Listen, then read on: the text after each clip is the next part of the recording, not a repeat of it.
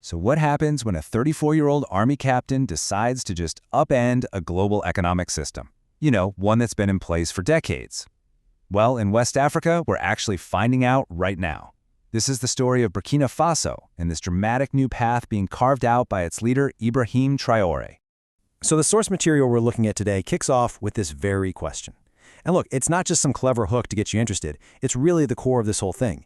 It makes you stop and ask, okay, who really holds the power over a country? And what happens when someone finally decides to stand up and challenge it?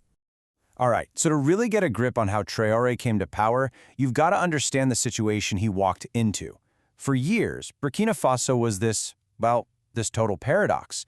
It was a country blessed with just incredible natural wealth, but its people, they were trapped in poverty.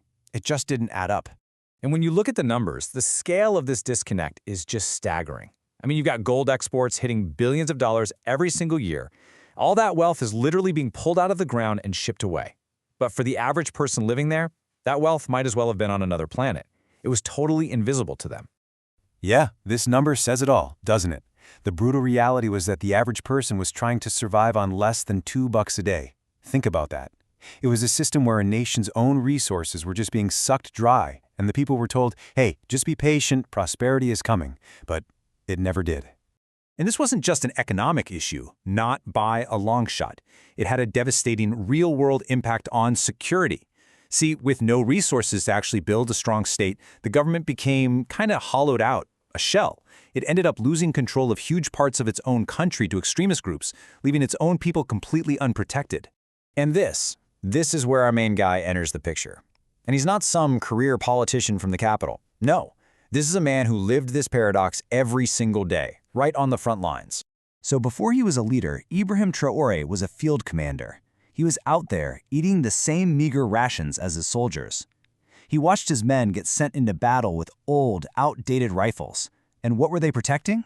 The very same gold mines whose profits were being flown overseas, leaving them with practically nothing. He saw his friends come back in body bags, and that's when he really started to question everything. And right here, you can see the two completely different realities. On one hand, you have the official story, the one being told in these far-off capitals, all about stability and cooperation and progress. But then you have the soldiers' reality on the ground. Old rifles, villages burning, and a state that had just completely failed its people.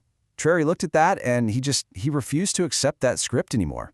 So when he finally took power, the source material is really clear about this. His first moves weren't about grabbing power for himself. They were about taking apart the entire economic system that had crippled his country for so long. His first move? He literally just signed a piece of paper ordering a full audit of the mining sector. He wanted to know where all that money was going. Then, he took over 30% of the national budget and shifted it. To where? To local defense and food security. And then the big one. He told all the foreign troops their time was up. The nation was going to defend itself now. Step by step, he was systematically cutting those ties of dependency. And this quote from our source, man, it just perfectly sums up his whole philosophy, especially on agriculture. See, it wasn't just about growing food, it was about sovereignty.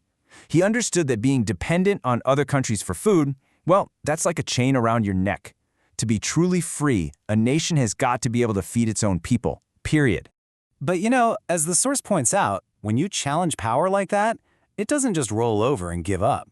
The international response came, and it came fast, but probably not in the way you're thinking.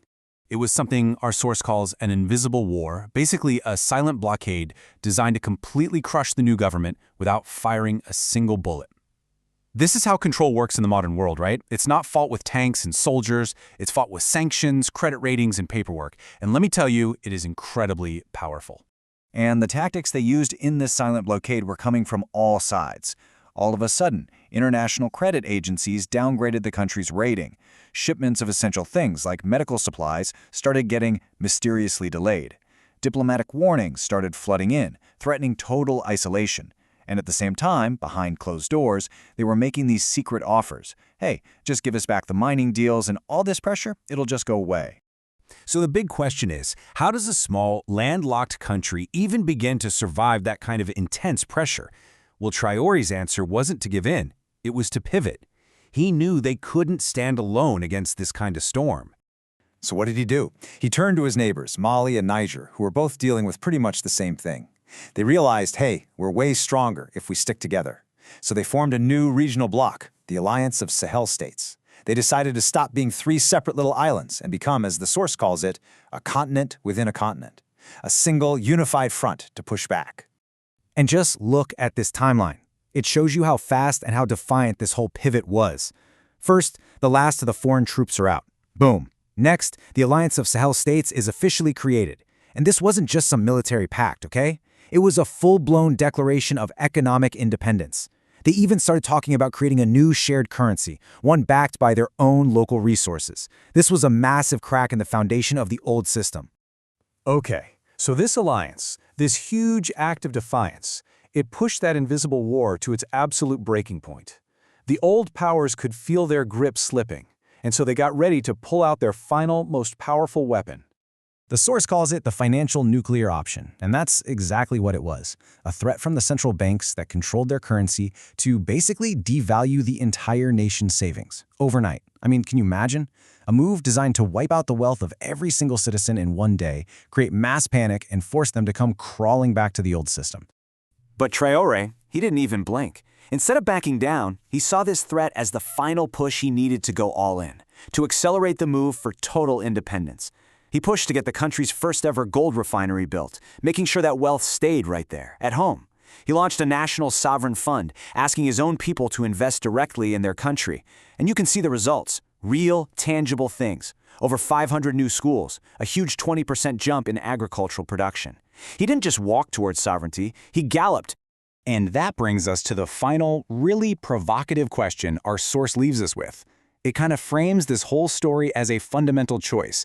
Do you accept the safety of the cage, even if that system is slowly draining the life out of you?